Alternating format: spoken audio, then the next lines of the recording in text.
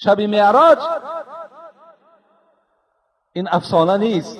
شبی که پیغمبر خدا رخصتی شدن، دعوتنامه داشتن، به نزد الله رفتند.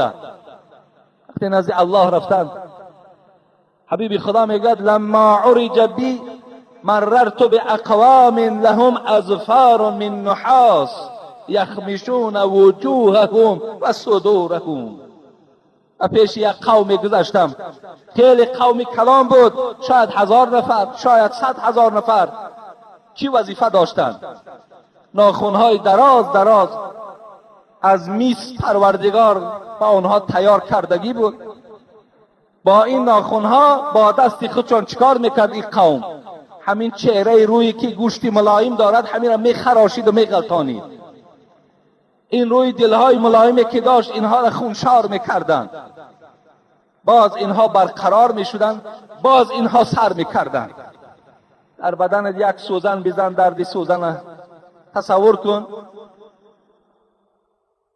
نداری طاقت یک زخم سوزن، نمی ترسی چرا از سوز گلخن؟ حضرت میگوید قوت یک سوزن نداری، از آتش دوزخ نمی ترسی. این کندن روی و خراشیدن بالای سینه کاری آسان نیست. حبیب خدا غمگین شدن. من هم یا جبرائیل. شاید حبیب خدا گریه هم کرده باشند. اینها کیها باشند که در این قدر عذاب سخت گرفتارند؟ حضرت جبرائیل چی گفتند؟ هم یأکلون لحوم الناس و یقعون فی اعراضهم. حبیب خدا گفت اینها کسانی بودند در دنیا که دو عیب داشتند، دو جنایت داشتند. یکم این که هر جایی که یک برادرش خلوت که میافت و غیبتش میکرد. هر وقتایی که یک برادرش اگر در حضورشان نباشد در حال غیبت در حق او سر میکردند. اینا گو یک جنایت همین بود. دویم جنایت همین بود که یقعون فی اعراضهم، میخواستن قدر و قیمت یک برادرشون پست سازند. در هر جا او را هر گونه تحقیر و هر گونه تهمت میکردند. چگونه ای که امروز بعضی تهمت ها در راست ماست. کمتر از خدا ترسید، کمتر از خدا بترسید. آن صحبتی که من برای شما میکنم باوری دارم که اگر همین صحبتی مرا ناریخته و ناچینده در کدام اداره نباشد، در کدام شخص نباشد رسانید، انشاءالله من باوری دارم برای من صدها مکافات روان میکنن. لیکن افسوس که شما سخن درست نمیرسانید، افسوس که شما سخن خوب نمیرسانید، افسوس که این غمخواری های ما را در حق خودتان نمیرسانید، بلکه شما برعکس میرسانید. حضرت گفتن دو جنایت داشتن. یکی یکدیگر را چیکار میکردن؟ غیبت میکردن. دوم یکدیگر را قدر قیمتش که در پنهانی میافتن و او را قدر قیمتش پس میکردن. حبیب خدا گفت و سوی این مرد که سوال داد اگر نتوانم امر معروف و سخن خوب گفتن نتوانم چیکار کنم؟ یمسک عن الشر فانها صدقه. پیغمبر خدا گفت از بدی و بخیلی و بدگفتاری باز ایست، این هم برای تو صدقه هست. سخن خوب نمیدانی، امر معروف نمیدانی گفت، مادام ندانی گفت، از تحقیر یک برادرت باز ایست، از دشنام باز ایست، از غیبت باز ایست، برادرت دشنام نکن، این هم برای تو صدقه هست. این است تفسیر حدیثی پیغمبری خدا. هر کدام ما و شما از این حدیث، از این صحبت باید که خلاصه براریم. رود مؤمن از این دنیای پرشور، به طاعتها به خلوت خانه گور، به او قرآن به هم آنجا درآید، به طاق جانبی سر می براید. درآید طاعت و صوم و صلاتش، همه خیر و سخا حج و زکاتش. شود همراه او از جانبی راست، دلاسا می کند او را به هر خواست. سوالهای کرامن کاتبین را، دهد آنجا جوابی با یقین را. نجات یابد از هر سختی گور، چراغان است گوری او پر از نور. رود مؤمن از این دنیای پرشور، به طاعتها به خلوت خانه گور. و او قرآن به هم آنجا درآید، به طاق جانبی سر می براید. درآید طاعت و صوم و صلاتش، همه خیر و سخا حج و زکاتش. شود همراه او از جانبی راست، دلاسا می کند او را به هر خواست. سوالهای کرامن کاتبین را، دهد آنجا جوابی با یقین را. نجات یابد از هر سختی گور، چراغان است گوری او پر از نور. بکن جهد ای پسر در حاصلی نور، منور تا بگردد خانه گور. حضرت جنونی را خدا رحمت کند در این مصرع‌های شعری چی میگوید؟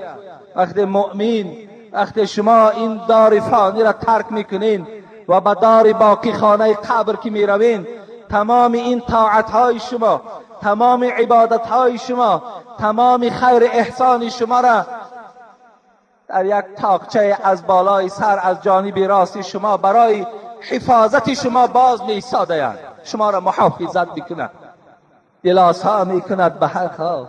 سوالهای کرامن کاتبین را، دهد آنجا جوابی با یقین را. وقتی سوال می‌شود ای بنده خدا در دنیا چه عمل انجام دادی؟ نماز تو گواهی می‌دهد من نمازش هستم، روزه تو گواهی می‌دهد من روزه او هستم، پول و مال تو گواهی می‌دهد من پول و مال این بودم که در راه خیر مرا صرف کرد. حضرت مولوی میگوید بکن جهد ای پسر در حاصل نور، بگردد تا منور خانه گور. جهد کن، کوشش کن، صرف کن تا که پشیمان نشوی، تا که خانه گورت منور شود، مثل همین مسجد واری روشن باشد.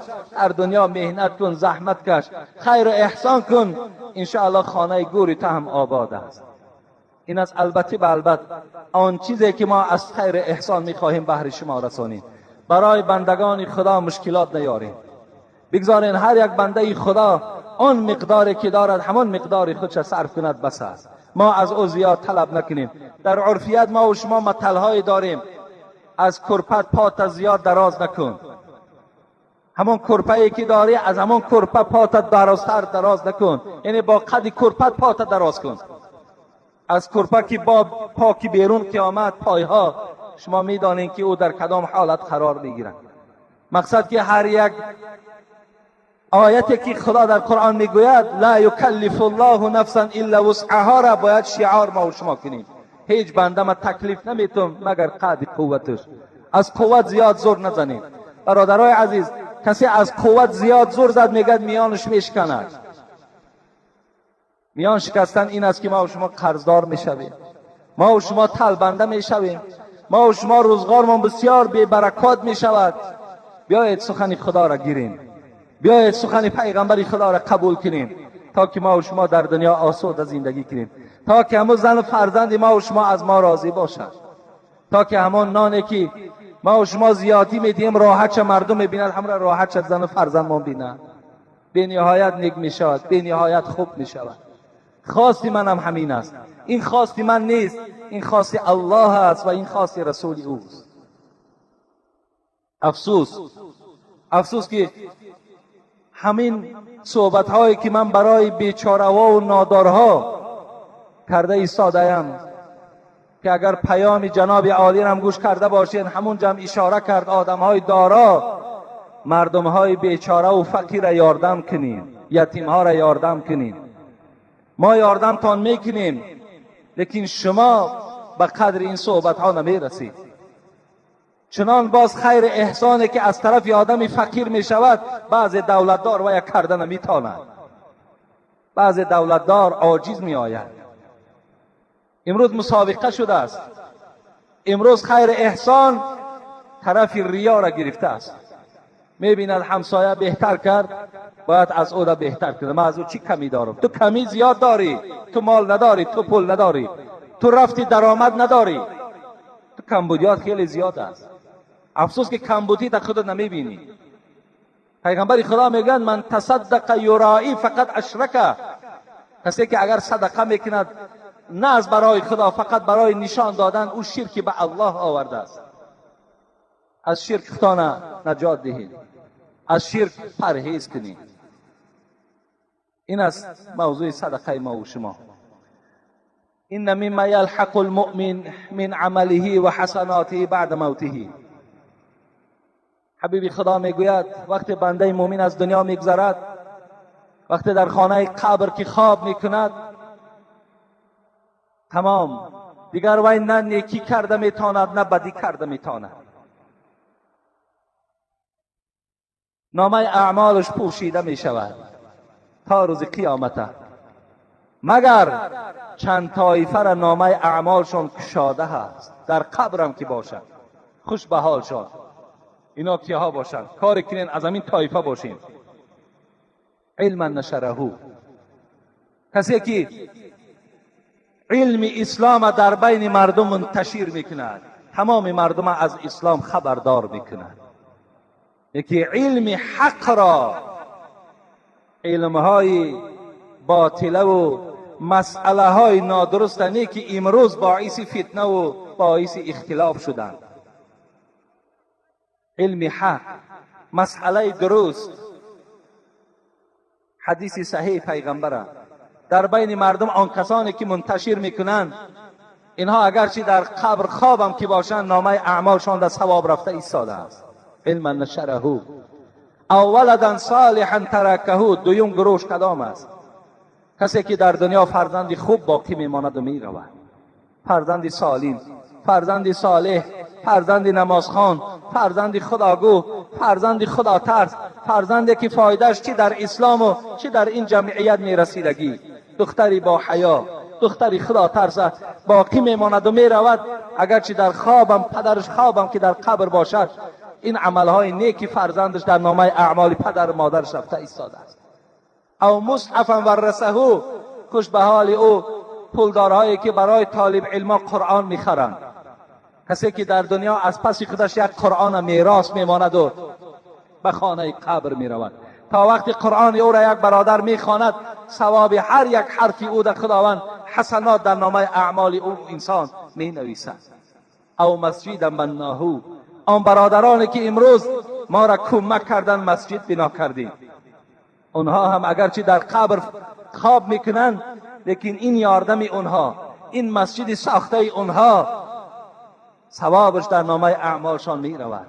من بنا لله مسجدا بنا الله له قصرا فی الجنه. کسی در دنیا اگر یک مسجد بنا کرد، خداوند چنان قصر برای او میدهد که اگر وی نرخ کنی شاید که عددها کمی میکند و این نرخش دیگر حساب ندارد. اون قصر که خدا برای شما میدهد چنان بلند هست، میگوید قصر که حتی انسان تصور میکنه که ستاره در پیشش است. اینقدر قصر بلند خدا برای آن کسانی که در دنیا مسجد بنا میکنند نصیبشان میگرداند. او بیتا لابن السبیل بناه، دیگر طایفش کدام است؟ کسی که در حالت زندگیش یک مهمانخانه برای مردمی که مسافر میشوند بنا میکنند. تا حال من نشنیدم که یگان نفر پیدا شده باشد یک مهمانخانه برای مسافرها بی پول تأمین کرده باشد و همون بخشیده باشد که همین برای مسافرها. تا حال من نشنیدم. شاید که بعد این صحبت یگان برادر مالدار باشد که همین مهمانخانه را رخصت گیرد از حکومت دارا و در یک جا بنا کند، یک مسافرخانه برای آدمایی که از بیرون میآیند دیگر در بدر نشوند، خانه به خانه نشوند، همان مسافرخانه در رفته خواب کنند. یا امروز در شهر ما و شما سیر میکنیم، هست برادرایی که شرایط دارند لیکن شاید از همین ثواب درک نداشته باشند، یک حاجت خانه در همین شهر با طریق حاضر زمان رفته تیار کنند. یک حاجت خانه، جای همون نشستش، جای برای طهارتش، همون جا یک بیناش تیار کنند، ساز کنند و حتی همون یک آدمی که در همون جا میگذارند به معاش و علاقه مثال درآمد خود چه مییابد، در همون جا نشسته و خدمت همین مردم کند. خوب ثواب است، خوب ثوابی کلان است. یا یک برادر پیدا شود یک تالار برای مشق همین بچه ها تیار کنه، مخصوص یک تالار تیار کنه برای دویدن، برای گوشتین گرفتن یا برای دیگر نمودهایی که برای جسم انسان، برای بدن آدم آب تاب دادن تیار کند، برای بچه های ما و شما تسلیم کند. اینا همه ثواب دارند. یا امروز من میدانم چندین وکیل ها در این مسجد من اشتراک میکنند. خوب میشد از همون برادرهای همون اطراف پول جمع میکردند و برای بهبودی همون محلشان، چه آوردن آب، چه آوردن گاز، چه تعمیر همون راههایی که در همون محله ها دارند، بهترین ثواب است. ثواب است. او نهرا اجراهو، دیگر طایفه کی است؟ دیگر طایفه همون طایفه ای که نهرا اجراهو یک چاه میکند، یعنی یک آب را میارد به یک محله. اینم از کسانی هست که در قبر خواب است و این تربه هایی که کشیده در خانه های ما و شما راست کرده است، ثوابش در نامه اعمالش رفته ایستاده است. در آخر چی گفتند؟ او صداقتا اخرجها من ماله فی صحته و حیاته تلحقه من بعد موته. آخران گفتند کسی که در حال صحتیش، در حالت داراییش، در حالتی که قدرت دارد، در حالتی که بالای ملکش خودش خودجین است، در همون حالت وقتی که از مال خودش یک سامان هم که باشد برارد دهد، این برای او بهتر است از اوزی که از بعد او خیر احسان میکند. لا یتصدق المرء فی حیاته بدرهم خیر له من ان یتصدق ب100 عند موته. پیغمبر خدا میگوید انسان وقتی میمیرد 100 سامانی از پشت او صدقه میکنند، از اون دگو افضلتر و ثوابتر در یک سامانی هست که انسان در حال حیاتش به دست خودش خیر کنه. مرحمت اگر کدام این میخواهید، از کدام طایفه اینها باشین، خوش به حالتان. پولها را خدا دادستان، این پولها را بیهوده نداده است. اینا حکمت دارند. این پول نداد که شما مغرور شوین، این پول نداد که شما سرکش شوین، این پول نداد برای شما که دخترهای مردم از زنا کنین، این پول برای شما نداد که حرام کرده های خدا را خریده و در حلق مردم ریزید. این پول برای داد که شما بنده های خدا را یاردم کنین. این پول داد که شما راحت این پول بینین، راحت دنیا را ببینین، لذت دنیا را بچشید.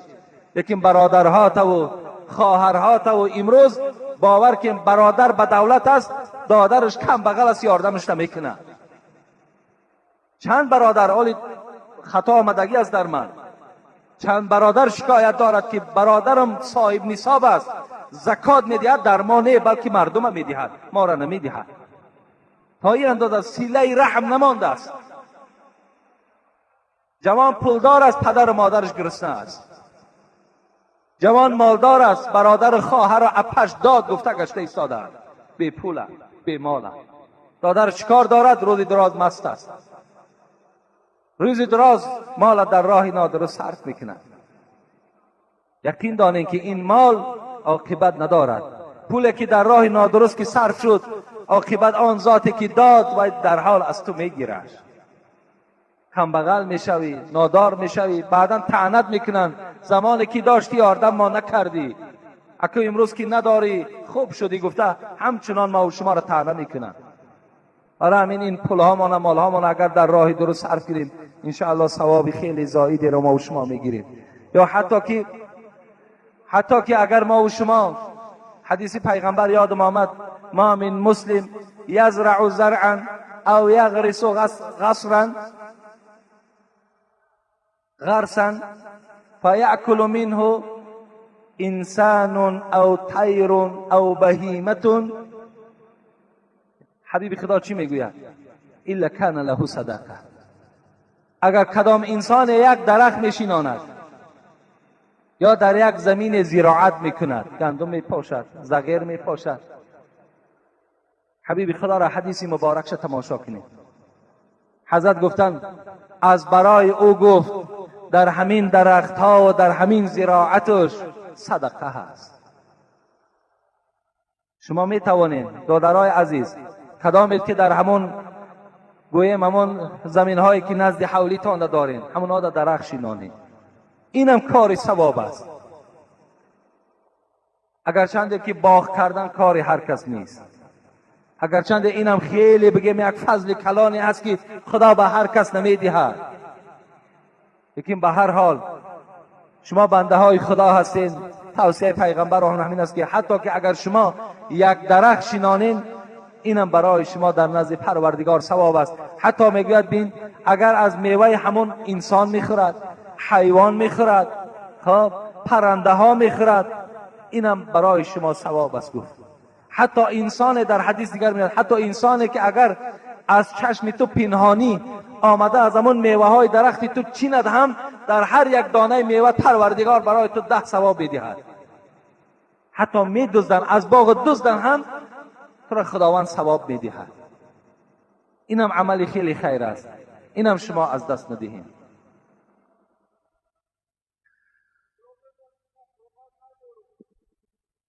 السلام علیکم داملای شیرین سخن. از شما خواهش دارم که با سوال من جواب گردانید. میگویند که تخم، نان یا شیر را فروختن درست نیست، درست است یا نه؟ اینا همش یک گپای بیهوده است. امروز همه فروخته ایستاده است. تخم هم میفروشن، نان هم میفروشن، شیر هم میفروشن. اینا چرا نادرست است فروختنش؟ حتی شما در خانه هاتون هم که اگر گاوی جوشایی داشته باشید، اگر زیاتی میکردگی باشد یا دسترس باشی، میلش یک مقدارش برای خودت بگیر، یک مقدار دیگرش در همسایت به پول تقسیم کن. انشاءالله جوان مردی از ثواب است. لیکن اگر همون انسان اگر همین شیری که دارد همون هم که در همسایه فروشدن، اینجا گناهگار نمی شود. اون مهنتش است. وای گاو خریده است، وای گاو تربیه میکند، این پول میگیرد با در یک بهبودی خواجگی صرف میکند، این گناه نیست؟ یا مرغ داشته باشین و مرغ میفروشین، تخمش میفروشین، این حق شما است، جایز است. یا مثل برادرایی که امروز آرد میخرن و نان میپزن و نان میفروشن، البته جایز است. تجارت هیچ جای گناهگاری ندارد. در همسایه هم که فروشین درست است، لیکن اگر شرایطاتون میرسیدگی و با دولت باشین، میلش این حالت اگر در همسایه تقسیم کنین، خوش به حالتان، خوش به حالتان. اینم یک حق همسایگی همین است که شما مهر و شفقت داشته باشین، یک دیگرتان دوست داشته باشین.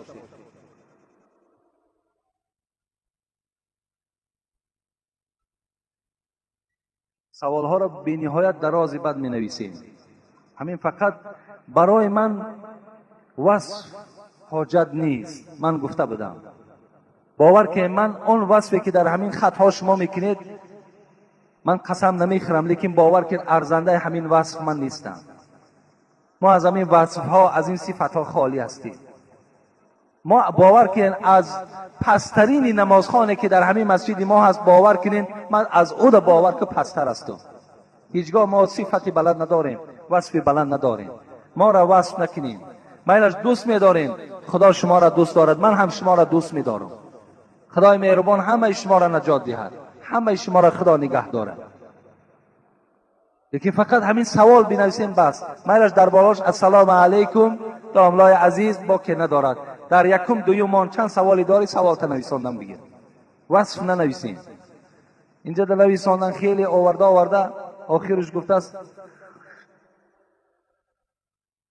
کدام ملای بده است، اینجا نامشم ذکر شده است، از کجا بدنشم ذکر شده است، من اینا را نمیخوانم. فقط گفته است که در همین مسجد ما فقط نامهای همین وهابی و دیگر ذکر شدن میگیرد. آیا همین ها بس نیست؟ وهابی ها گمراه هستند، از قفای آنها نماز نخوانید و دیگر. حاجی میرزای عزیز التماس یگان چیز عاید این بگوید. راست گپ از این کلمه وهابی نه گوشهایمان آرام شده بود. آیا گفته های این ملا یگان حقیقتی دارد؟ یعنی هست البته انسان هایی که با همون کلمه های وهابی و با همون کلمه های نادرست در بین مردم افشا میکنند، در بین مردم میرسانند.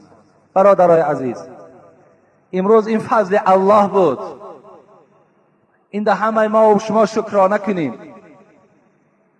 و قوه به نهایت زیاد صرف کرده جناب عالی بود که امروز ما و شما به وحدت رسیدیم، ما و شما آرامی را به دست آوردیم. از این آرامی در نعمت کلال و قیمت به خدا قسم وجود ندارد. همین سبب آرامی است که شما آمده در نزد من میشینید، آمده در این مسجد کشاده میبینید. همه این سبب آرامی هست. بیا بس کنیم. کسی چیزی بود نبود، همه این ما و شما با گذشته گفتیم کلان تلا صلوات. بیا یک دیگر را سیاه نکنید.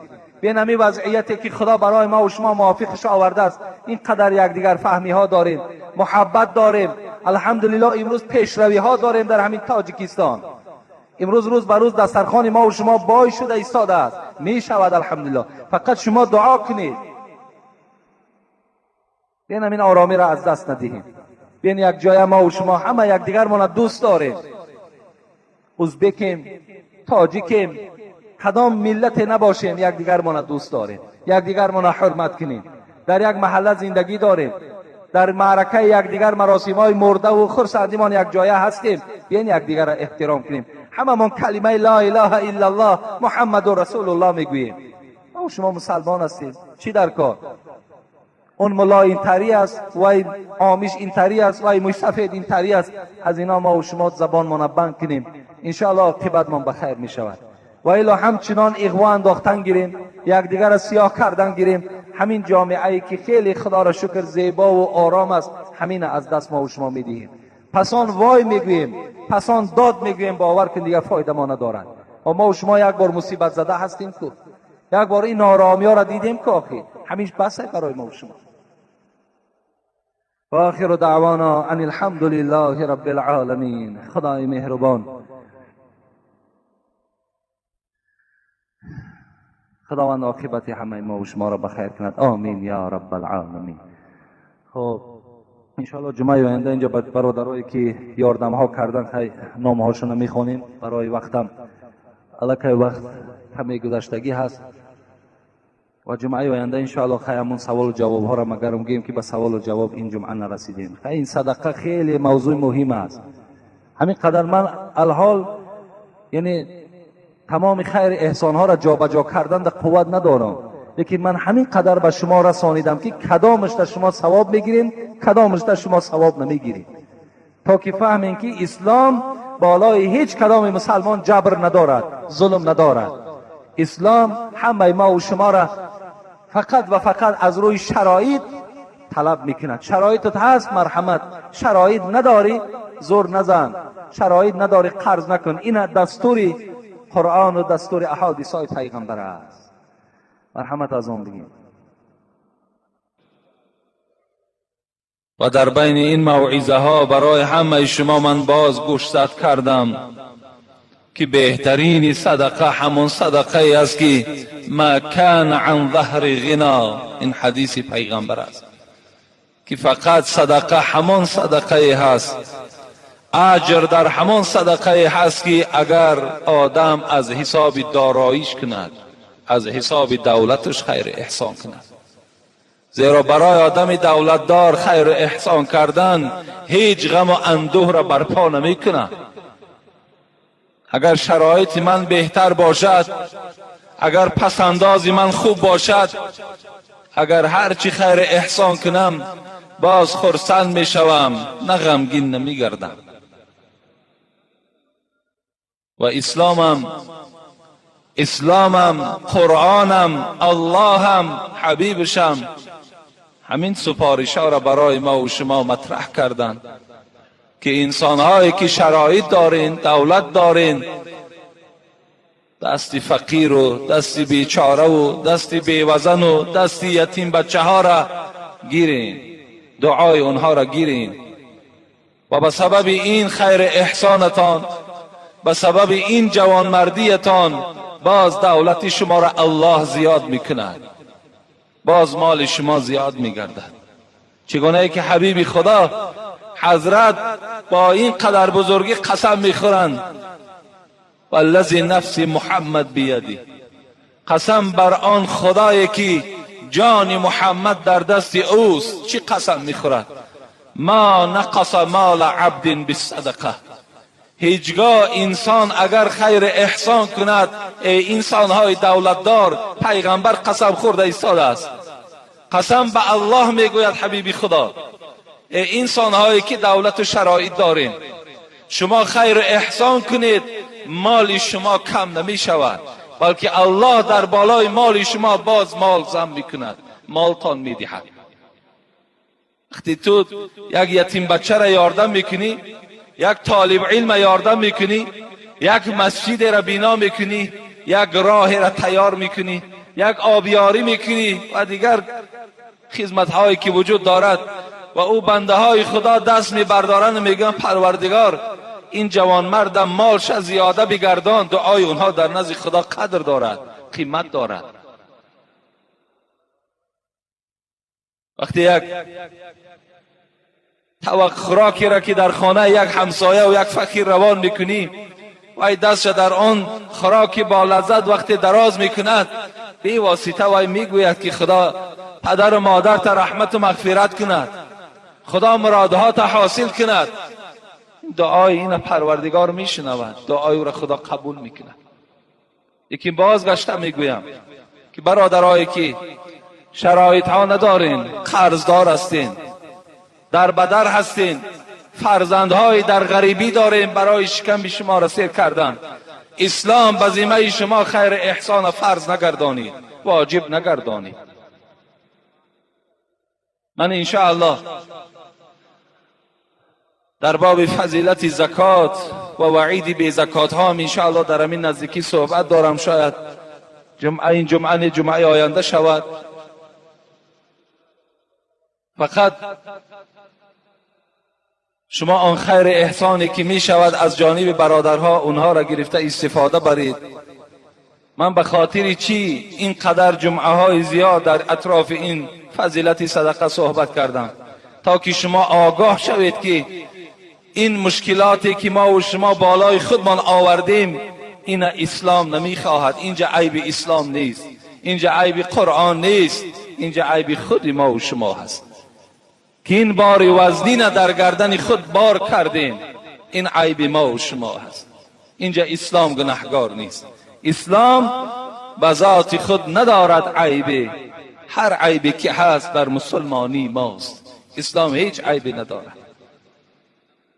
انشاءالله امروز سوال هایی که خیلی شد جواب هاشون منتظرند، میخواهم در اطراف اینها که خیلی سوال های زیاد آمده است گفتیم دیگر سوال ننویسید تا که اونها را منال جواب گفتند. خدا دانا است که اونها را جواب میگوییم. السلام علیکم اکای حاجی مرزا، سوال میگویم بعد از مستحب دستت را به صابون بشو یا 3 بار در خاک بزن؟ درست جواب گویی. البته هر یک انسانی که شما مستحب میکنین، یعنی بعد از حاجت خانه برآمدن خواهین که دست هاتون شوین، یعنی بعد گویم از حاجت خانه برآمدن ما و شما مستحب آبی میکنیم. وقتی مستحب آبی که کردیم بهترین صورتش همین است که امروز در خاک نی بلکه به صابون اگر دست هامون نشوییم. امروز شکر خدا که صابون در شرایط ما و شما وجود داره. بهترین صورتش همین است که پیش از آنی که به طهارت دست رو گوییم ما و شما شروع میکنیم، اول دست هامون به صابون شوییم تا که همون بوی دستی که همون بویی که در دست ما و شماست همون بوی دور شود و بعدا ما و شما پیوسته طهارت ما دوام دهیم. این بهترینی صورتش است. السلام علیکم اکای حاجی مرزا، با این سوال من جواب گویید که از قفای امامی که دندان طلا دارد نماز خواندن درست است یا نه؟ مخلص شما از واسه. از پس امامی که دندان طلا دارد نماز جایز است، نماز جایز است. دندان طلا چی برای زن چی برای مرد حرام است اگر بی عذر باشد. اگر عذر نباشد برای مرد چله طلا، برای مرد گردنبند طلا، برای مرد ساعت طلا، دندان طلا، همه این صراحتا در حدیث حرام آمدگی هست. حلالان حرامان لذکور امتی و حلالان لنسائهم. در متن همون شرح الیاس هم که فتوا هست، در اونجا هم این در کتاب کراهیتش این حدیث تحلیل کردن که حبیب خدا گفتن ابریشم همراه طلا و تمام مردهای امتم حرام گردانیدم و به زنهای امتم حلال گردانیدم. لیکن برای زنها انداختن گوشوار و گردنبند دستمانه جایز است، لیکن دندان طلا اگر برای زیبایی کرده باشد این حرام است، در اسلام اجازت نیست. حتی حدیثی را که دائما بهر شما گفته بودم که حبیب خدا جوانی را زیارت کردند، در دست او چله طلا دیدند. چگونه که امروز جوان مردای ما و شما هم چله طلا دارند، نماز خوانند، بچه های خدا ترسند، ذکرگو هستند، لیکن چله طلا دارند، دوست می‌دارند چله طلا را. لیکن پیغمبر خدا آن چله را چیکار کردند؟ از دست این جوان گرفتند و چله را دور پرتافتند. وقتی حبیب خدا از نزد اون جوان دور شد، رفیقای او چی گفتند؟ گفتند حبیب خدا رفت، بگیر بردار از زمین، یا در دستت میکنی یا بر در خانه ذخیره کن. لیکن این جوان این جمله را که جوان گفت، باید این تمام آن برادرایی که در دست چله طلا دارند با خطهای زرین در خاندان نویسند، در بالای سرشان مانند. همون انسانهایی که چله طلا دارند با خطهای زرین این جمله این جوانه باید در خاندانشان نویسند. این جوان چی گفت؟ گفت والله، گفت قسم به خدا، گفت این چله را که حبیب خدا از دست من جدا کرد و در زمین پرتافت، اصلا و نمی بردارم. اگر چی نرخی او $1000 هم باشد، $2000 هم که باشد، من وای از زمین نمی بردارم چیزی را که حبیب خدا پرتافته. این جمله ای بود که از زبان این جوانمرد خدا ترس برآمد. این باید در تمام جوانای ما این شعار باشه. این جوانمردی نیست، این جوانمردی نیست که در دست من چله باشد که $3000 و $5000 قدر داشته باشد. من جوانمرد، انا همون جوانمردی را میگویم که در پهلوی برادرای فقیر ایستاده و مردم یاردم کند. مال داری، ملک داری، خوش به حالت، من طرفدار شما هستم. من دائم دعا میکنم که خدای مهربان تمام مردم تاجیکستان بای بگرداند. دائم دعای ما این است. ما نمیخواهیم که شما کم بغل و فقیر باشین. چگونه پیغمبر دعا کردند اللهم انی اعوذ بک من الفقر، پروردگارا از کم بغلی به سوی تو پناه طلب میکنم. این دعای پیغمبر بود. ما هم پناه طلب میکنیم که خدا شما را اصلا فقیر نکند. لیکن شرایط داری، دولت داری، مال داری، خوش به حالت، خدا باز دولت زیاده گرداند. لیکن برادر و اولاد و اجداد، بعضی همون چله‌دارها باور کنین پدرش گرسنه است، مادرش گرسنه است، خانه دادرش از سالش خطی باور که خبر نمیگیره، تمام اولاد و اجدادش از او شکایت داره و لیکن در دستی یک چله هست که اگر شاید که ما و شما برداشتش نتونیم، یا در گردنش چنان گردنبندی هست که اگر در ترازو کشی 2 کیلو بیاید، لیکن همت ندارد، همت ندارد.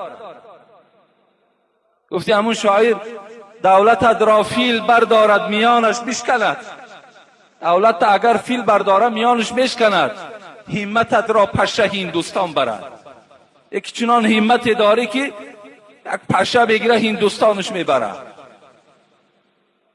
تو همت داری، تو جوانمرد باشی، مرحمت. امروز راه های کمک خیلی زیاد است، خیلی زیاد است. امروز برادرایتون نصرانی شده ایستادن. امروز بیماری های داریم، بیچاره ها که میگوید 100 سامان در کار که می چشم جراحی کنم 100 سامان نمییابد. در همون محله زندگی دارد که شاید که چندین جوانمردی چله‌دار باشد. مرحمت، انا راه کمک، راه ثواب. این ملامت نیست، این تحقیر نیست، باز یکان تا شما خفه نشوید.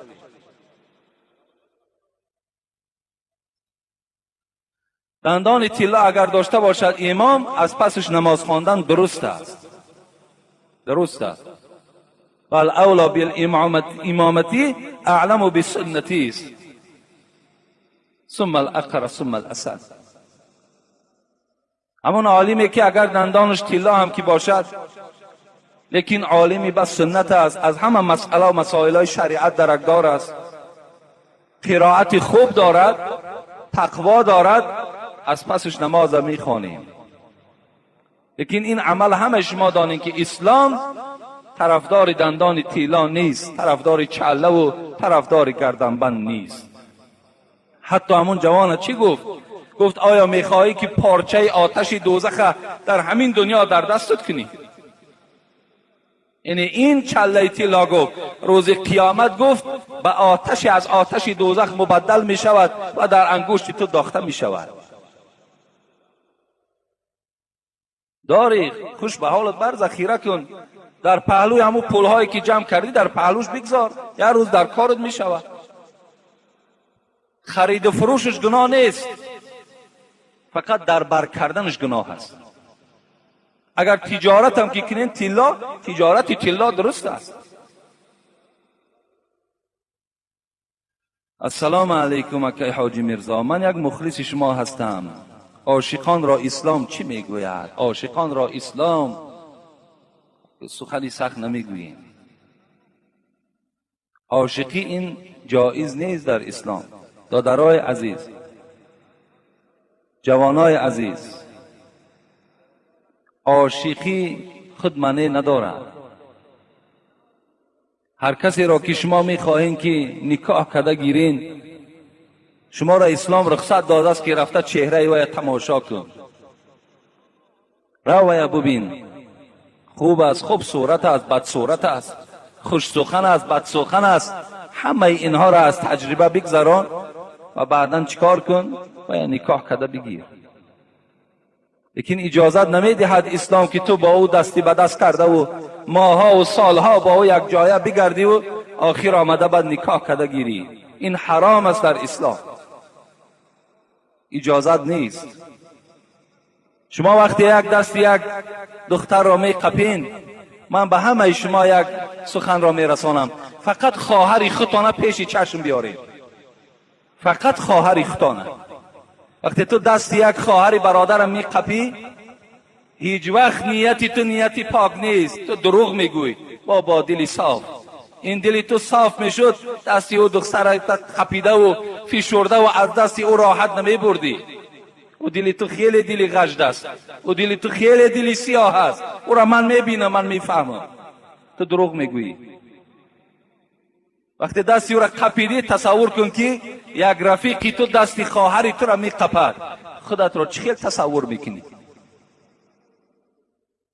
مادام برای خودت که نمیخواهی، برای برادر مسلمان تم نخواه. یک برادر تم بیچاره را در غم اندوه نافتان، تا که فردا یک رفیقش میگوید میدانی خواهرت با فلانی دیدم، خیلی آدم غمگین میشود، ناراحت میشود. از این خاطر اسلام عاشقی را هیچ وقت جایز نمیگوید. حتی شما تلفنی هم صحبت داشته باشید، اسلام این حرام میگوید. تلفنی، زیرا صدای زن خودش ریاکسیا دارد، خودش یک وجود آدم را ویران میکند. با تلفن حتی همراه او صحبت نکن. حبیب خدا به تمام جوانها سپارش داد: یا معشر الشباب، ای جوانهایی که شما زنگیرین، شما زنخواه هستین، من استطاع منکم الباءة فلیتزوج. کدامید که اگر قوت داری، پول داری، زن بگیر. و باز گفته است پیغمبر: ای مردم دختردار، مهر دخترتان بلند نکنی. بهترین زن همون زنی که مهرش کم است. دختر تا نرخ قیمت نمان که آیسته آیسته پای مردم دیگر از دروازه تو کنده می شود. این دختر است، او شهوت دارد و هم شوهر می فارد، روز از روزها تو را به آب رو می کند با این نرخ نوایی که تو در او دختری خود گذاشتی. جوانها را می گوید کدامت پول داری، مال داری، زن بگیر.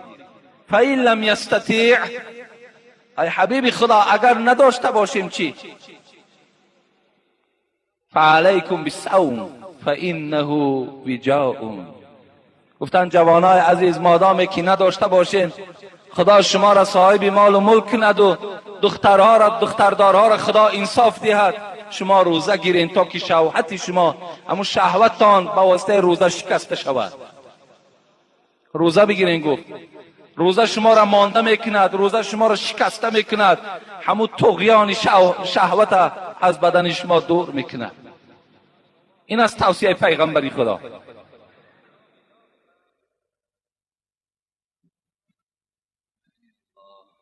تعجیلی مخلص شما از شهر دوشنبه. السلام علیکم حضرت حاجی میرزا، ما مخلصان شما از شهر دوشنبه با زیارت شما آمدیم. از شما خواهش میکنیم که در حق اهل عائله ما یک دعای خیر میکردید. بعدا با یک سوال با شما مراجعت میکنم. من $2500 امریکایی با یک برادر اسلامی دادم. 1 سال میشود که وی پول مرا بر نگردانیده است. من از همین پول زکات میدهم یا نه؟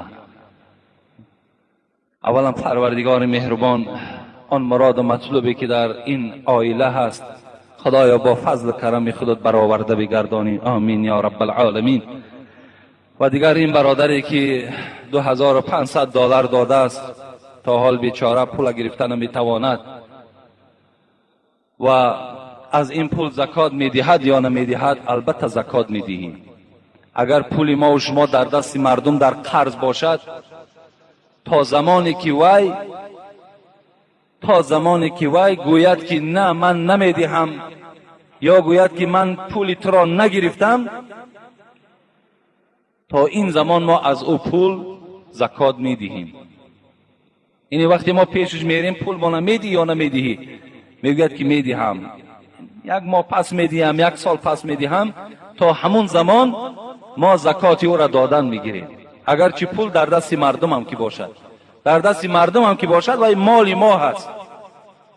از این خاطر از آن پول ما و شما زکات میدهیم. برادرای عزیز، شما با کسان داد و گریفت کنین که این گونه شما را ندوانند. با برادرای یار رفیقی کنین که از خدا میترسیدگی باشد، تا که امروز شما سرگردان نشوین. بسیاری برادرای را دیدیم با یکدیگر رفیق بودن، مناسبتشون با واسطه همین قرض و پول با همین مناسبت هاشون ویران شد. برای همین شما پولهاتون همه وقت در شخصای دهید که اونها ایمان به الله دارن، ترسی از خدا دارن و شما باوری کامل دارین از اونها. این حالت با اونها داد و گرفت پولی کنید.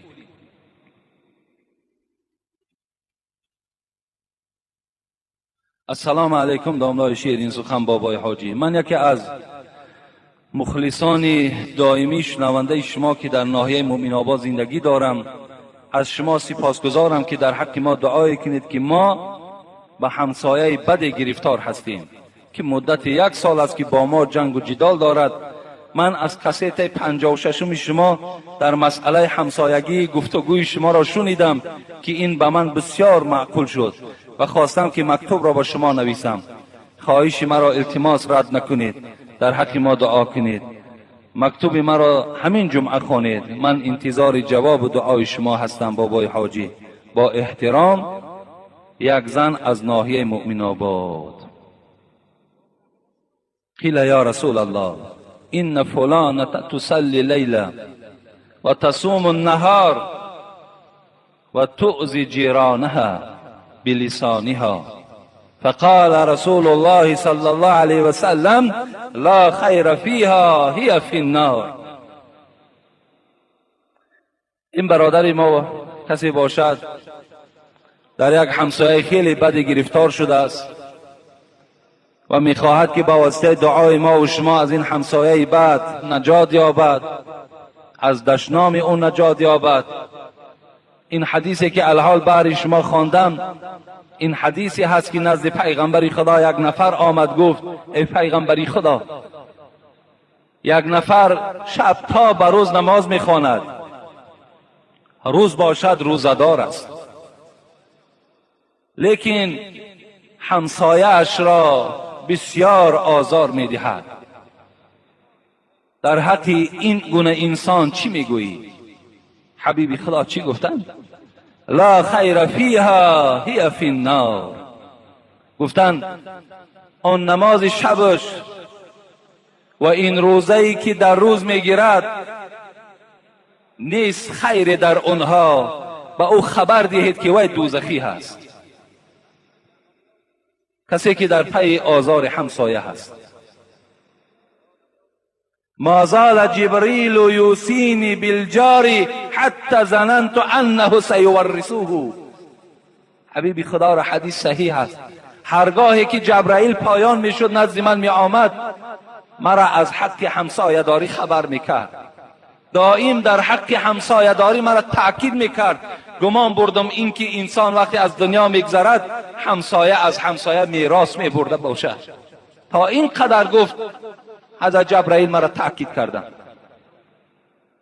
بسیار بد است برادرای عزیز. هر کدامی که شما همسایه دارین، خوب است ناخوب است، با او معامله خوب کنین، کاری کنین که با او رفت آمد کنین.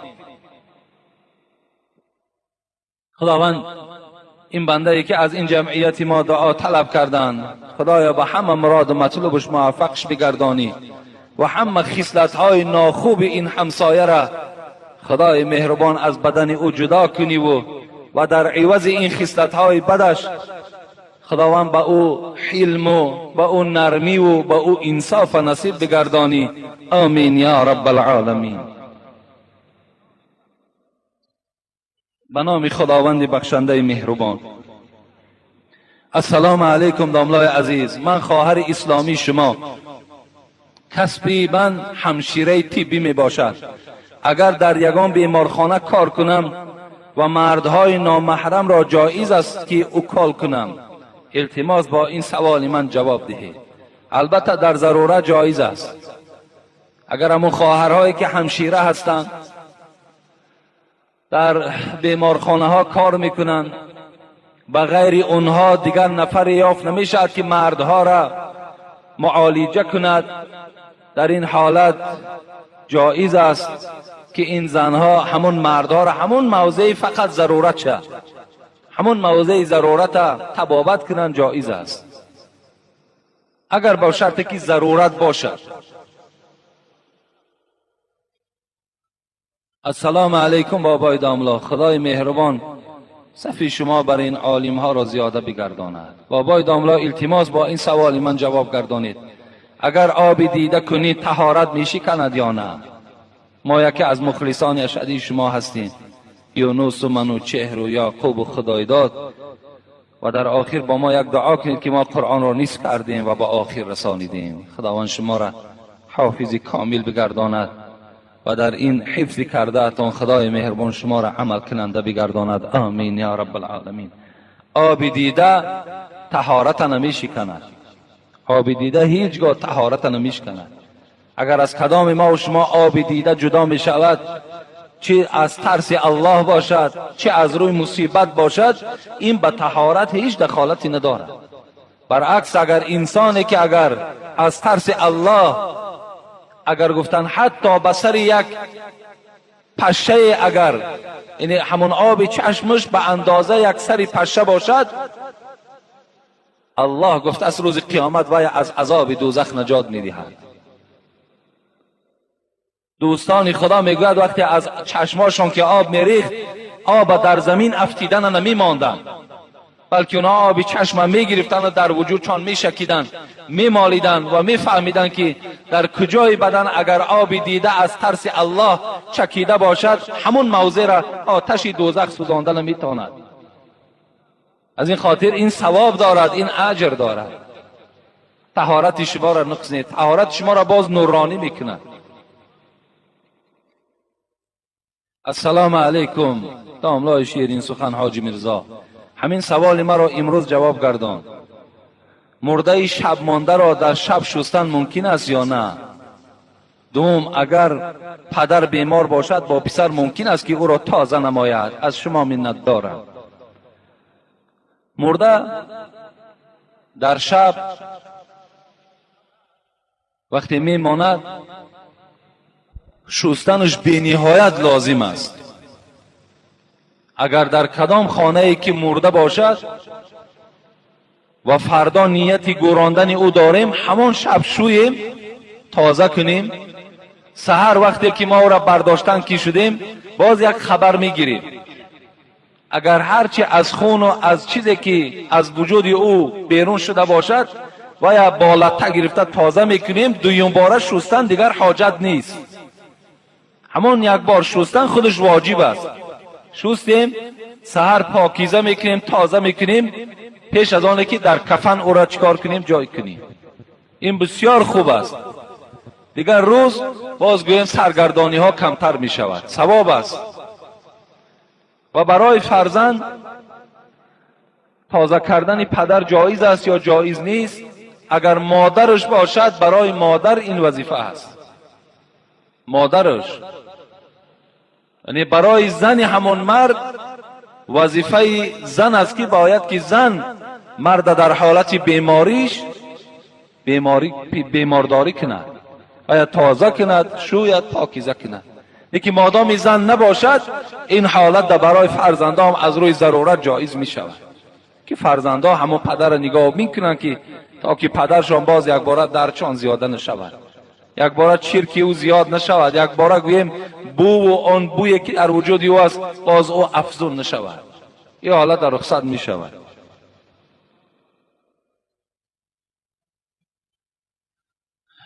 همین مکتوب ها را خیلی کم نویسین، فقط گفته بودم سوال نویسین بس.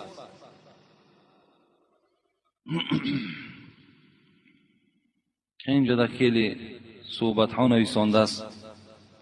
خب بعضی نصیحت ها ما را هم کرده است رحمت. خب 2 سال پیش مادرم وفات کرد و بعضی آدم ها به من گفتن که خانه را انداوه نکن، خانه را سفید نکن و تا 1 سال چکدان تانه نکن که اوبال است. برای آن که 1 سال باید اعضا بگیریم. من میگویم با آنها که شریعت سبکی گفته است باور نمیکنند. اگر 1 سال پس پدرم، 2 سال پس بابایم، 3 سال پس مامایم وفات کنند، من کی خانه ام را تعمیر میکنم؟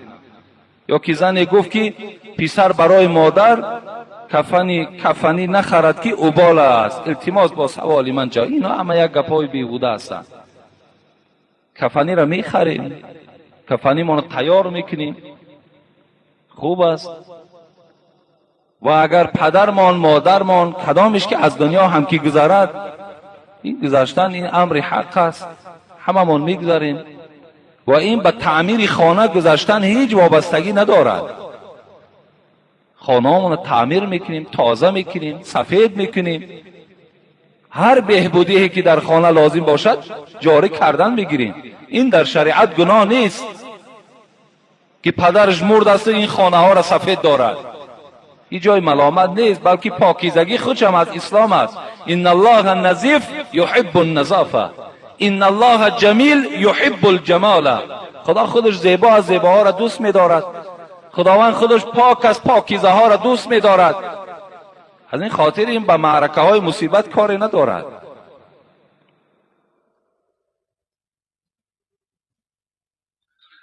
السلام علیکم داملای عزیز و مهربان ما. خداوند دنیا و آخرت ما و شما را آباد کند. اما بعد در مسجد محله ما هر کس برای خود جای را اشغال نموده است. اگر مبادا دیر ماند و به جای آنها کسی دیگر گذرد، تو در جای فلانی نشستی گفته بعضی دیگرشون تنقید میکنند. آیا اسلام در مسجد برای خود جای اشغال کردن را به ما اجازت میدهد یا نه؟ دوم، بعد خواندن فرض یا سنت ما جای خود را عوض میکنیم. این کار ما با دیگرها نمیفارد. داملای عزیز با این مسئله ها روشنی میدادید. اله ما و شما را خداوند از بلاهای زمین و آسمان نگه دارد. مسجد جای ندارد. مسجد برای هیچ کس جای معین کردگی نیست. فقط برای امام جای هست، برای دیگر هیچ کس جای نیست. هر جایی که انسان می آید می نشیند برای او جای هست. اگر مبادایی که من این مسئله را یک بار دیگر گفته بودم، یگان جوانی که اگر یک موی سفید احترام میکند و در جای خودش شیناند، این حق همون جوان است. وای در جای من نشست گفته وای ملامت کنی در تو گناهگار میشوی، مسجد جای ندارد. اینجا نفری هست، مخصوص مثال مسجد ما، نفری هست که از ساعت 9 و 10 آمده در همین نزد ما می نشیند. وای اخلاص دارد، وای محبت دارد.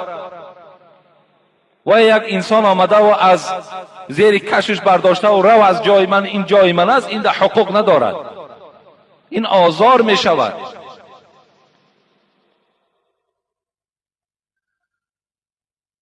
بعد خواندن فرض پریشان شدن خودش سنت است. کسی را میفارد نمیفارد قانون شریعت است. ما با فاریدن یک برادر چیکار داریم؟ وقتی امر پیغمبر باشد، وقتی دستور شریعت باشد، فلانی را فارید نفارید، ما عمل اسلامی ما انجام دادن بگیریم. وقتی فرض خواندین دیگر شما پریشان شین در مسجد، این خودش سنت است. سنت اگر کسی در سنت می ایستد، در سنت صف می ایستد، خودش مکروه است، اجازت نیست. کتابی بلند نرود، همین گوری میری را بیند، این شرح مختصر است. در همین گوری میری در باب سنت ها همین مسئله آمدگی است.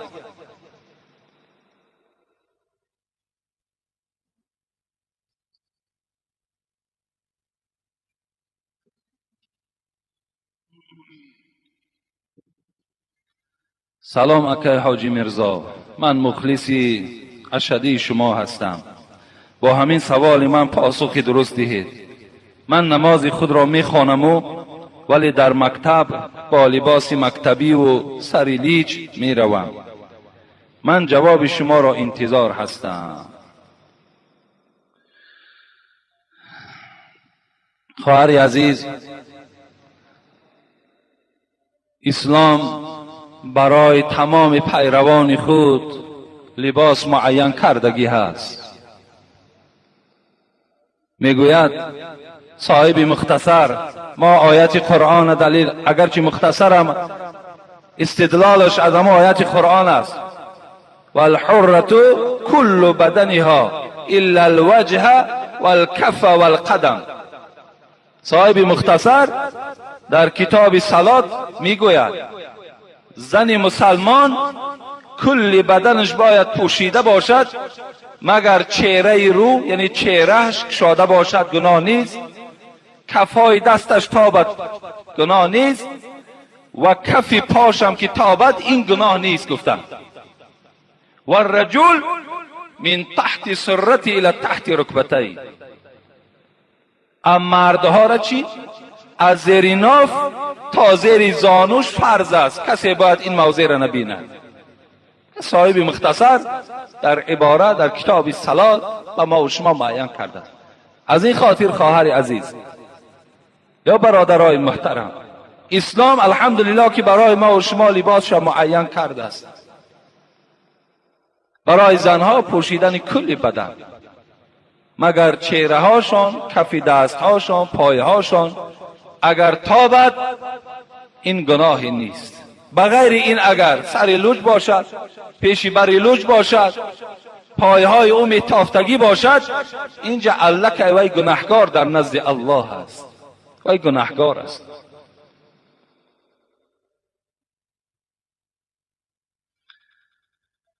حدیثی را از پیغمبر خدا بهر شما میخوانم. افسوس که امروز چه یک مصیبت کلان آمد که مردها لباس زنها را میپوشند، زنها باشند لباس مردها را میپوشند. امروز دیگر ما میگوییم تاجیک هستیم و فخر داریم به تاجیکیمان. امروز دیگر تا دختر تاجیک از غیر تاجیک شناخته نمیشود. علی کولاب الحمدلله خیلی خوب است. شما پایتخت روید احوال دختر تاجیک بینین، خیلی آدمی اگر حسی ملی، اگر حسی وطن دوستی داشته باشد، باور کنین خیلی مصیبت کلان در گرفتار می شود. دیگر شناختش نمی شود که این دختر از کجاست. و وقتی که اگر صحبت میکند با زبان تاجیکی صحبت میکند. این خیلی مصیبت کلان است.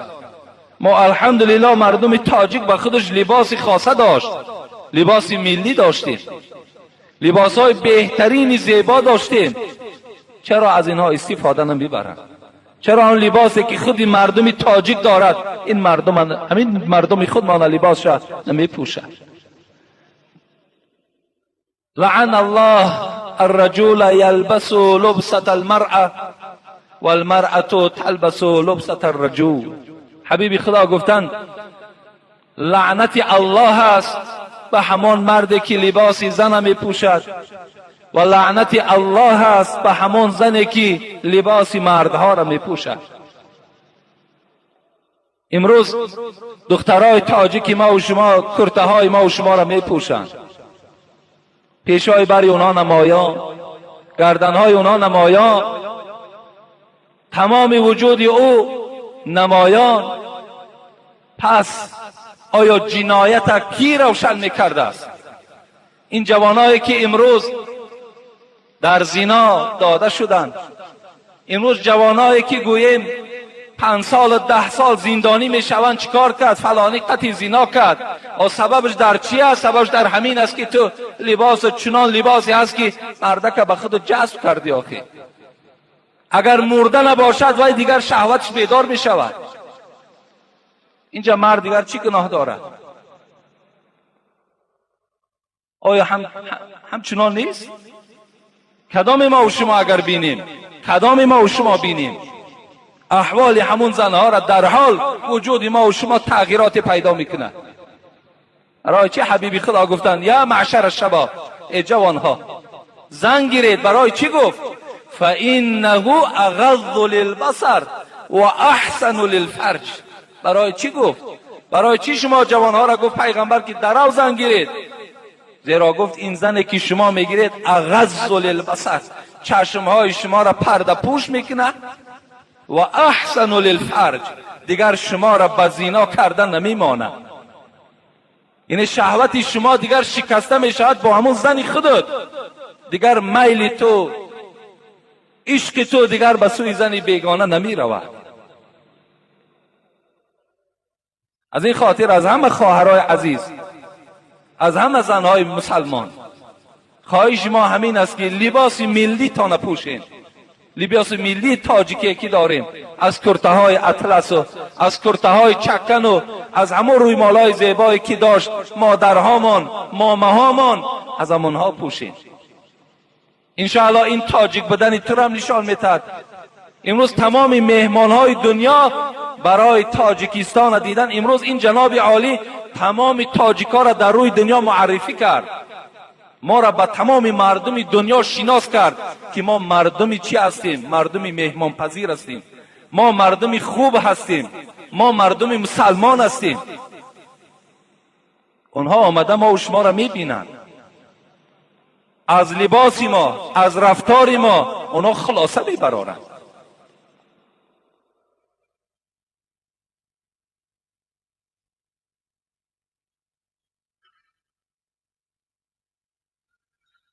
ای الله. السلام علیکم پیشوای ما مسلمان که حاجی میرزا. چند سوال دارم. بعضی کسان میگویند که در دوزخ مقدار گناهت عذاب کرده میشوی و بعد آن به جنت داخل میشوی. این گپ درست است؟ درست است. بعد نماز را تمام کردن بعضی نفرها جای نماز را بوسه میکنند، بر رویشان میمالند. این روا است؟ نه، روا نیست. مختصرا جواب میگوییم همون جای نمازی که شما بالاش نماز خواندین و گرفته و در دیده هاتون مالیده و بوسه نکنین، این جایز نیست. این نه امر الله است نه امر پیغمبر است. اگر دو نفر همه وقت در خانه جماعت کنند ثواب مثل مسجد است یا اینکه کم؟ زیرا من یک بابای دارم که همیشه در خانه نماز میخوانیم، نماز ما چگونه نماز است. تو اگر جوان باشی خود در مسجد بخوان، بابات که آدم افگار باشد وای در خانه خواندن بگیرد، وای ثواب مسجد هم میگیرد زیرا وای عذر دارد. لیکن تو که عذر نداری، تو آمدم در مسجد نماز بخوان، این حالت تو هم ثواب میگیری. من را در خانه نمیمانند که در بعضی روزها سر شویم، میگویند که در این روز حضرت فاطمه پنجشنبگی میدهد. خصوصا روز پنجشنبه من بار با آنها جنگ کردم که گپ شما نادرست است، شما با این گپ چی میگویید؟ التماس جواب گویید ضرور است. حکم دنیا در پنجشنبگی خوردیم بس نیست، و در جنت هم پنجشنبگی هست، نیست در اونجا پنجشنبگی. این پنجشنبگی هایی که در گردن ما و شما بارش کردن همین دنیا است، در او جنت بی پروا انشاءالله خوردن بگیر. حضرت فاطمه پنجشنبگی ندارد، تهمت در ذمه حضرت فاطمه نمانی. این سخن خیلی سخن وزنین است، یک آدم تهمت نکنین. هر روزی که میخوای سرت شستن بگیر، هر روز در همه ساعت سر شستن جایز است، علل خصوص در روز جمعه. اینقدر تأکید ما برای چی است که پدرای عزیز، برادرای عزیز، شما دائم خوشبوی باشین، دائم بدنهاتون بیبوی باشد. در پهلو یک برادر که نشست از بوی عرق بدن تو نافار نشود، ناراحت نشود. برای چی حضرت ابن عباس برای شما مثال آوردم که حضرت گفتن هر وقتایی که عائلم زنم در پهلوم که میخوابید خودش خوشبوی میکرد، آبازی میکرد، طهارت میکرد. وقتی حال او را که اینچنین دیدم، حضرت گفتن من هم برای زنم آبازی میکردم، خوشبویی میکردم، بعدا در پهلوی زنم خواب میکردم. از این خاطر شما هم در جاگه خوابتون خوشبویی کنین. همون جاگه خوابتون در وقت خوشبویی میکنین، این خوشبویی با زمیان که سنت است، دیگر حکمتش همین است که هیچ آسیب جین به شما نمیرسد. آسیب جینی که شما در خواب هستین ضرر میتواند رسانیده، حتی ایبوی همون خوشی شما را آنها به سوی شما آمده نمیتوانند.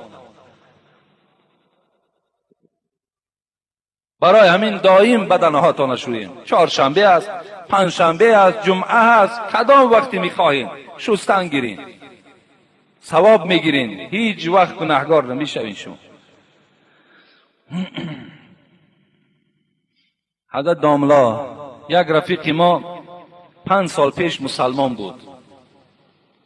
سال 2000 زنی مسیحی گرفت و از مسلمانی روی گردانید. صاحب 4 فرزند شد. الحمدلله حاضر باز مسلمان شده است، لیکن زنش مسیحی است و اسلام را قبول نمی کند. این رفیق ما پیش از مسلمان شدن زنش گفته بود اسلام بر ضرر تو هست. اکنون این رفیق حیران است، با زن مسیحی زندگی در اسلام جایز نیست. زنش اسلام را قبول ندارد. اگر طلاق دهد زنش طعنه می دهد که نگفته بودم که اسلام بر ضرر تو هست. سوال تقدیر این عائله چی می شود؟ با احترام مخلص شما، زن مسیحی را گرفتن جایز است، چرا جایز نیست؟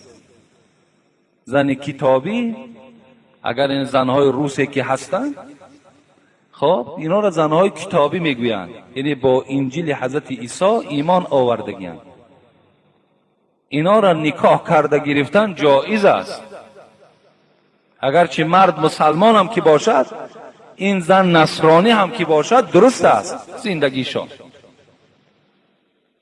از این خاطر تقدیر این عائله هیچی نمیشه، زندگیش دوام دادن گیره. فرزندایی که دارد اون فرزندا را در روحیه اسلام تربیت کند. بهترین صورتش همین است.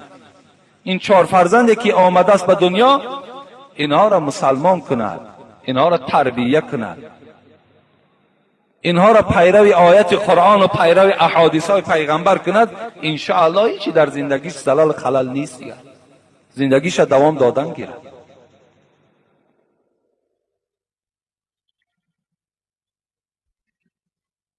السلام علیکم داملای محترم. بعد سلام، این که ما دو سوال داریم، خواهشمندیم تعجیلی جواب گردانید، آن ضرور است.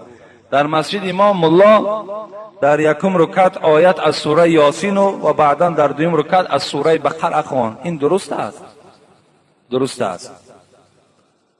اگر قصدن کند گناهگار می شود، و الا قصدن هم که کند نمازش درست می شود، لیکن گناهگار می شود.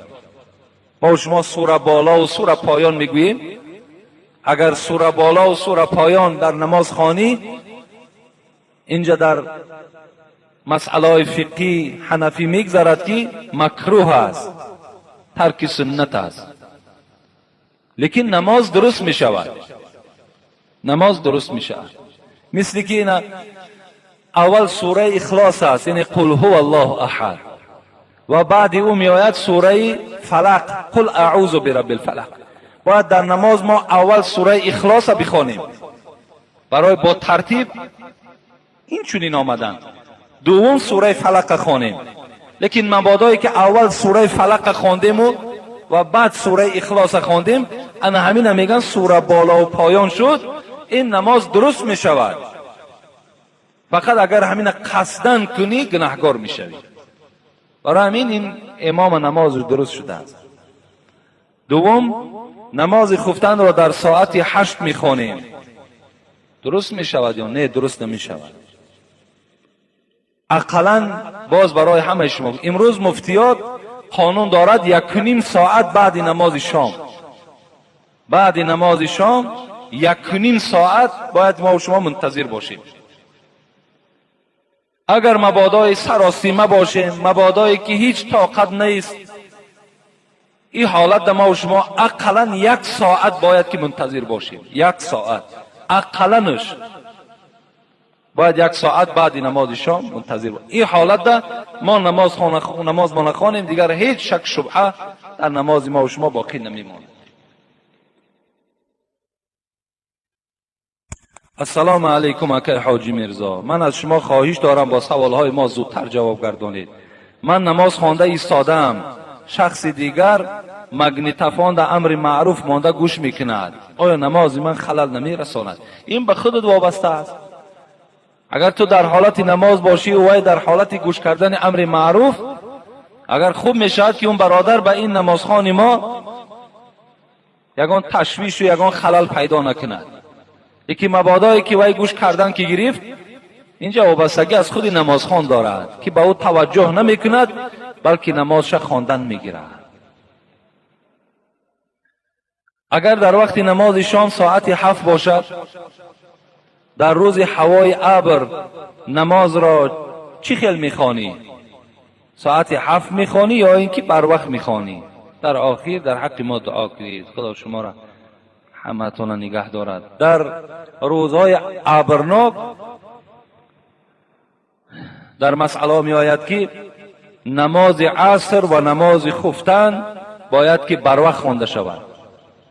در روزهای ابرناک وقتی ابر فرا میگیرد، جهان تاریک میکند، این حالت ما نماز عصر و نماز خفتن را بر وقت میخوانیم.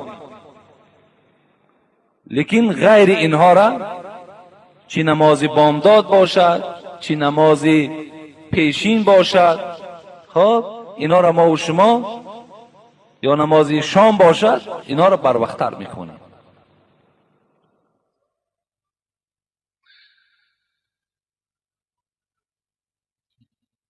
السلام علیکم اکای حاجی میرزا، من مادرم، پسرم آیله دار است. وقتی که پسر از مادر برنجد، مادر برای فایده خودش نصیحت کند، همراه مادر قهری میکند، نماز جمعه رفته او به این پسر درست میشود؟ جوابش را پر فهمونید. یعنی این مادری که فرزندش را نصیحت میکند، پند موعظه میکند، لیکن بازم این فرزند به پند نصیحت مادر هیچ اهمیت نمیدهد و باز با این مادر قهری میکند، اسلام چی میگوید؟ چی در سوره عنکبوت، چی در سوره اسراء و چی در سوره لقمان از پروردگار سپارش آمده است. اعوذ بالله من الشیطان الرجیم. و وصینا الانسان بوالدیه حسنا. در سوره عنکبوت است.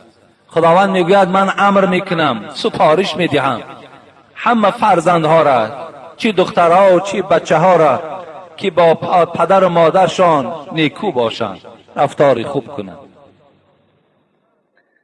در دیگر سوره لقمان خداوند و وصینا الانسان بوالدیه حملته امه وهنا علی وهن و فصاله فی عامین ان اشکر لی ولوالدیک و الی المصیر. خداوند میگوید سپارش میدهم بچه ها و دخترها را، هر کسی که صاحب پدر و مادر است سپارش میدهم که فراموش نکنند که حملته امه وهنا علی وهن شده علی شده. مفسران میگویند فراموش نکن که همین مادری که امروز تو همراه او قهری هستی، همین مادری که امروز تو را رنجانیدگی هستی، همین مادر تو را در شکمش برداشتگی هست. تو از شکم همین مادر به دنیا آمدی. و فصاله فی عامین، ان همین مادر تو را 2 سال دیگر با شیر داد. خداوند در ان اشکر لی ولوالدیک، شکرانه این ذات الله را کن. خدا میگوید از شکرانه پدر و مادر تکن و فراموش نکن ای فرزند که بازگشت تو به سوی پروردگار است. و قضا ربک الا تعبدوا الا ایاه و بالوالدین احسانا اما یبلغن عندك الكبر احدهما او كلاهما فلا تقل لهما اف ولا تنهرهما وقل لهما قولا کریما. خداوند چی میگوید؟ حکم میکند پروردگار تو این که بجز ذات من دیگر به هیچ چیز عبادت نکن، هیچ چیز را پرستش نکن، لیکن با پدر و مادرت رفتار خوب کن. ولا تقل لهما اف. خداوند حتی نزد پدر و مادرت اف نگو. کجا آنجایی که وقتی تو ملال میشوی، کجا آنجایی که وقتی تو قهری میکنی اف نکن. ولا تنهرهما، نهر نزن، بلند آوازی نکن، داد نگو به سوی او. و قل لهما قولا کریما.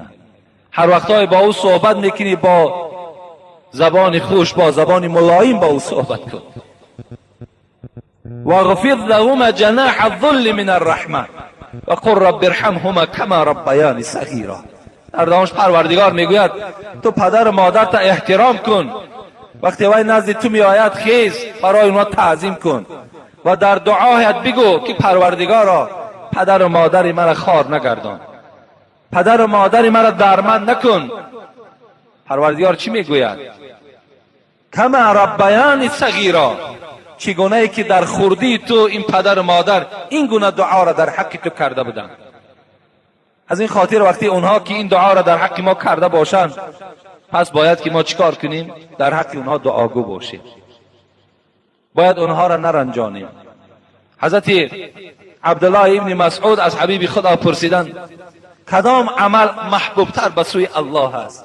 پیغمبر چی گفتن؟ الصلاة علی وقتها، نماز در وقتش خواندن. گفتن این بهترین عمل به سوی پروردگار است. ثم ایون یا رسول الله، بعد از آن چی ای پیغمبر؟ حبیبی خدا چی گفتن؟ بر الوالدین، در حق پدر و مادر خدمت کن. گفت این محبوب ترین عمل از سوی پروردگار است.